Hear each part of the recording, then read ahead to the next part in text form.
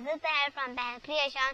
और जैसे कि आप जानते हैं मेरे चैनल पे एक प्लेलिस्ट चल रही है 365 people who change the world की। तो अभी उनमें से इनक्रेडिबल इनोवेटर्स के पार्ट पे हूँ। तो आज मैं पढ़ने जा रही हूँ बेंजामिन फ्रैंकलिन के बारे में। So let's start.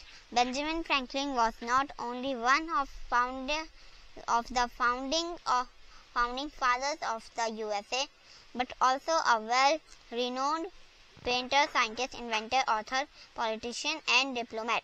यानी कि बेंजामिन फ्रैंकलिन जो थे वो सिर्फ एक USA फाउंडर नहीं थे, वो बहुत famous painter, scientist, inventor, author, inventor, author, politician and diplomat थे.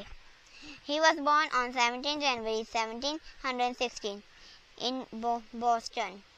यानी कि वो 17 जनवरी 716 बॉस्टन नाम की जगह है, वहाँ पे वो पैदा हुए थे.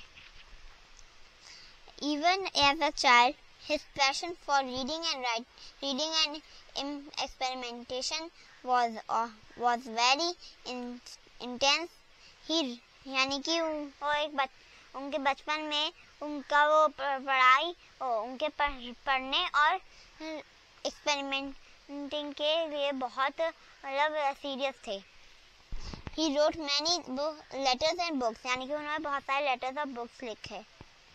He suspected that lightning was an electrical current and conducted an experiment to see if it would pass through metal.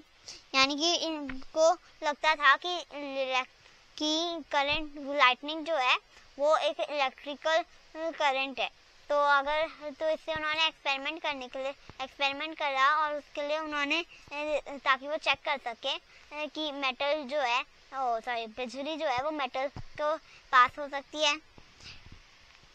He invented the lightning rod, Franklin stove and bifocal glasses among other things. यानी कि उन्होंने lightning rods बनाई थी जिससे जो हमें ऊंची buildings पे लगाते हैं, जिससे वो और फिर वो ऊंची बिल्डिंग्स के बाहर से होते हुए ज़मीन के गहरे तक जा जाती है, जिससे जो लाइट है बिजली जब कड़कती है तो फिर वो उस लोहे की तार पे गिरेगी और फिर वो नीचे ग्राउंड पे चली जाएगी, जिससे वो सेफ हो जाएगी building.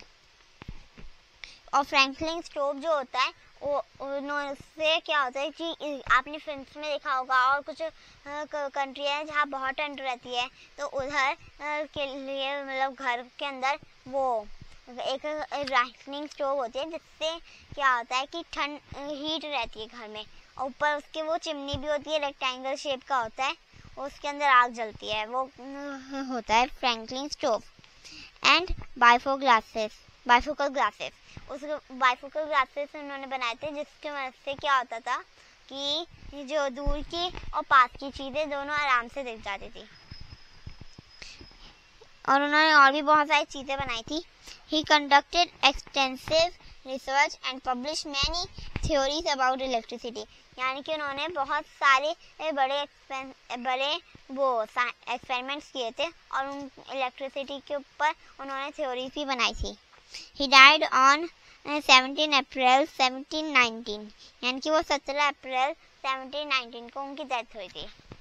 So guys, I hope you like this video. If you like, subscribe my channel Pehal Creation and see you all next time. Goodbye.